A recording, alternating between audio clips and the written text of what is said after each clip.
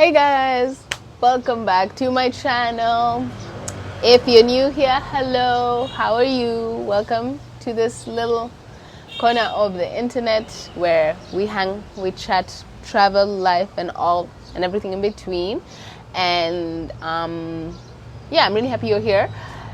I thought by now I would be at 100 subscribers. I genuinely thought I would have at least 100 subscribers, but I'm only at 93. And you know why? Come closer.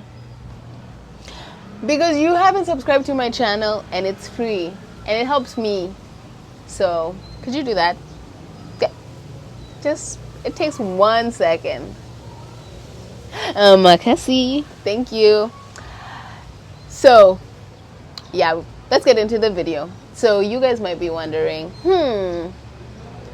where in the world is Charlene right now, in this moment in time? Because we haven't seen her online. She hasn't been posting videos every 2 weeks. No. Well, I'm currently in the Philippines. I am in the Philippines in a very cute little island called Siargao. And this is where I'm spending the next couple days with my boo. And I'm very happy to be here. It's a really cool island. I don't know much about it yet, but I like it a lot. The Airbnb we're staying at is nice and cute. It's very modest, but it's also very real. We can cook for ourselves, and we go to this like the market to buy fresh fruits, and we're just having that like real life vibes because we've been traveling a lot, and now we are having a chance to like settle down and kind of have some normalcy in life. And I thought it's fitting to make this video right now because I wanted to reflect a little bit about my experience so far traveling for 5 months. So, as you know, if you haven't watched my previous videos, I've been traveling essentially non-stop since September last year, and we're in February now, and there's some stuff that's been amazing, there's been some stuff that's been interesting, and there's been some stuff that really sucks. So I wanted to essentially reflect on that and yeah, talk to you guys about it and see maybe if you guys have any thoughts or things you can contribute, and also just give you the realities of what it's like to travel, because I think it's, on one hand, it's been glamorized and like made it seem like it's really tough to do, and then on the other hand there's a bunch of like content that's like, oh, it's all nice and beautiful and everything, and no, it's somewhere in between, just like life. So that's what I wanted to talk about in this video. And I've been essentially debating about like, should I start with the good or should I start with the not so good, or should I do like a bit of a, you know, they call it a poop sandwich. Let me call it a poop sandwich. Where you start with the good, and then the middle part is the bad, and then the end part is the good. That's how they would do, like, in consulting. That's how they'd give you feedback. They'd be like, oh, you're so great, but you actually really suck in all of these places. But you know what? You know, you'll grow. Like, that's what they call a poop sandwich. So maybe I'll do that. The good, I wouldn't trade it for the world. I'm telling you guys, I wouldn't trade this for the world, this experience for the world at all. Since starting traveling, I've been to Indonesia, Japan, Malaysia, and now the Philippines. And everywhere I feel like a kid again, essentially. Like, everything is more colorful, everything is more vibrant, everything is, like, I just feel alive again. And that's been so lovely. I feel like I'm in a romantic movie. You know, I think the script, I started thinking about it when I was on a train in Indonesia from Jakarta to Surabaya, just like on my little laptop, just typing away on the train, you know, like very cutesy, very demure, you know, and yeah, unbeatable, I think. The views are also insane. Like, the stuff that I've seen that's so beautiful across the world, like, this world is very much beautiful, very much worth still experiencing, very much worth still saving. Like, I know there's a point in time when even for me, like, I was really pretty much done. Like, it just seemed like all there was war, all there was crazy people taking office, all there was, like, I don't know, just shackles everywhere and else protests, like all of that stuff. And it is true, but there's also a whole other world that's thriving and that's beautiful, that's worth like seeing and worth aspiring to. And I really, really want to encourage people that's true, right? Like, book that trip, or plan to book that trip, because it's going to be worth it. So those are my first, like, that's the good parts. Now, hey, the harder parts. Money anxiety. Like, it feels like there's always this voice in my head and in our heads, me and my partner, that's like, when are we gonna run out of money? Like, when does this all end? Is something too crazy going to happen that you just get like super sick and all our budget goes to that? Or anytime we have to pay like for an extra baggage fee, or when we go to a restaurant and we end up spending way too much money, you kind of just like tense up. And I think money anxiety isn't just something that happens when you're traveling, obviously, but when you're traveling, for sure, I worry about, like, oh, am I worth the $2 coffee that I just bought? Is $3 too much for a meal? Like, you always wonder if this is how much money you should be spending because you don't have unlimited money. And on one hand, it's like, has been really hard and like a big source of anxiety, but on the other hand, it's like, okay, I've been thinking really critically, like, how else can I make a little bit more money to enjoy my life? Like, what are the things out there for me? What skills can I learn? What things can I do in order to still be able to maintain this lifestyle of traveling? But also, I'm not ahead of waking up in the morning and cooking my own food. Oh, my partner helps me too, but I'm not. I will have an egg sandwich every morning if it means saving $12 from eating out. Like, so there's ways around it, but there's always this voice in your head that's like, money, like, man, money. Number two, which I think this one is very ironic, is I have been craving a consistent routine, which is what I was running away from, like routine. But now that I've been able to do whatever I want and wake up whenever I want and whatever, I'm like, I kind of miss a morning routine. I kind of miss an evening routine. I kind of miss my routine of going to Jeffrey's Sports Club to walk around for an hour, And here, for the last, 3-4 months, it's just been YOLO. The days have been YOLO. And so part of what I want to do during this time here in the Philippines, where we are stationary for about 2 weeks, is to really define my travel, like, days. Like, how will I spend my days? Like, what time will I wake up and try to keep that consistent? What time will I exercise and try to keep that consistent? What time is together time with me and my partner? Or what time is this time when I can work on my creative endeavors or like my side hustles? Like, just have the ideal day that is not location specific. So whether I'm in Indonesia or I'm in the Philippines or I'm in Singapore or I'm in all of this travel that we're doing in Southeast Asia, that I'm able to have this day that's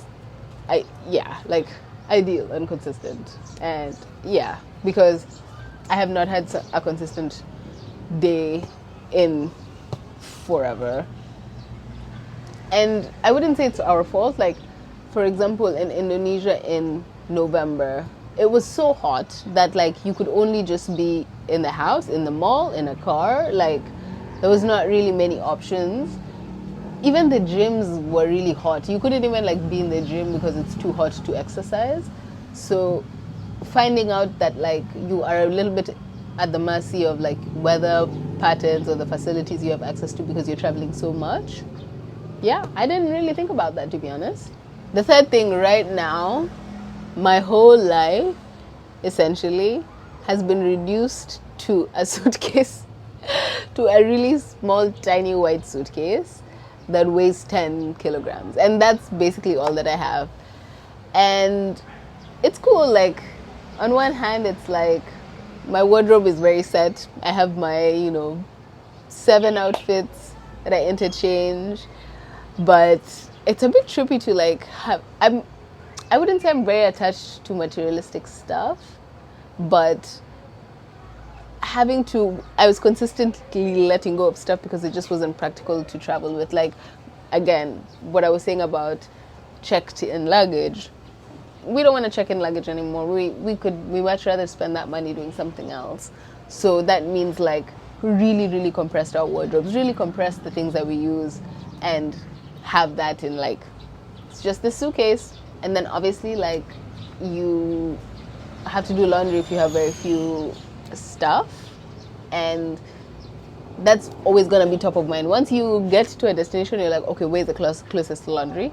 Luckily, so far in Southeast, like there's so many laundry spots, but you don't know which ones are good, which ones are bad. You might lose an item. I've lost a couple of items. You might have some of your items damaged, and it's just like different from when you had a washing machine at home or whatever, and you could just like, it was very you'd be damned to have your white shirt be faded or whatever. Not faded, white shirts don't get faded, black shirts get faded, so something like this. So like laundry is always top of mind, and it's a bit of like Russian roulette, but for the most part, actually, laundry hasn't been that bad. Number 4, I'd say a little homesickness. Like, man, I'm 5 hours ahead right now of Kenya. So by the time I'm like ready to like, when I wake up, nobody's awake. So if I have a problem in the morning that sometimes you just need your sister or you just need your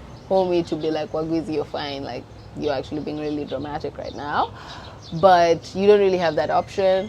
And then by the time like, they start waking up, your day is kind of going. Maybe you're working, maybe I'm going around in a scooter, maybe I'm hanging out with XYZ. So you don't coordinating these like hangouts with your friends, and it's always online.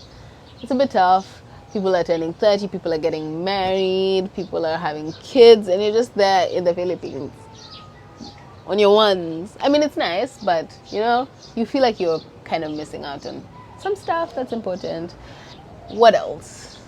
I think not having a home after you've already built one, because we had an apartment in Kenya.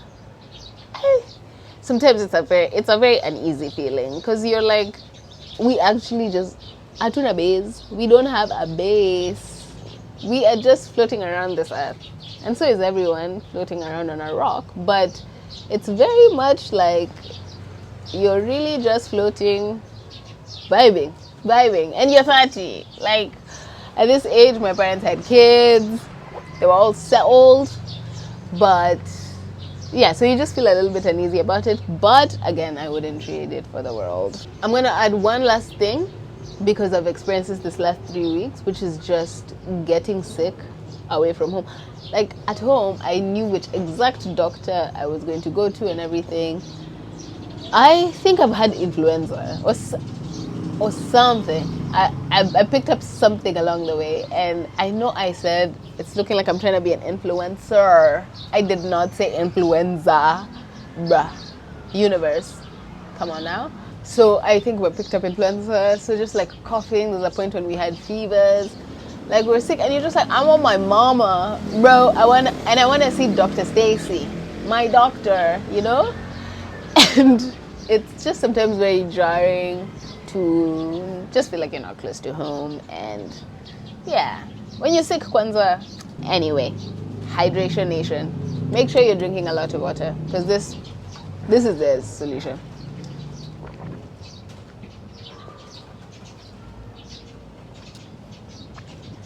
Okay, but what did I say? This is a poop sandwich. So we're going back to the good. I wouldn't trade this experience of traveling. Like,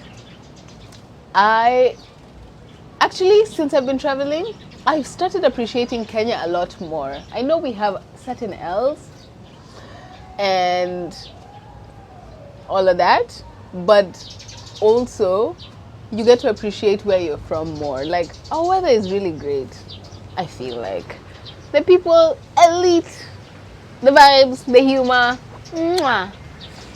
So I feel like the fact that I appreciate home more, and I'm so much more excited to go back, even when before I was like, I need to get out of this city. Like with Nairobi, I was like, I need to get out of this city because this city is mad.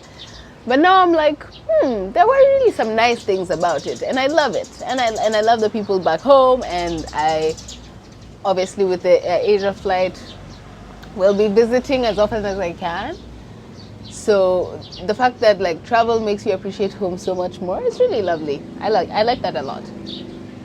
The other thing is my ideas and my creativity have really taken off again.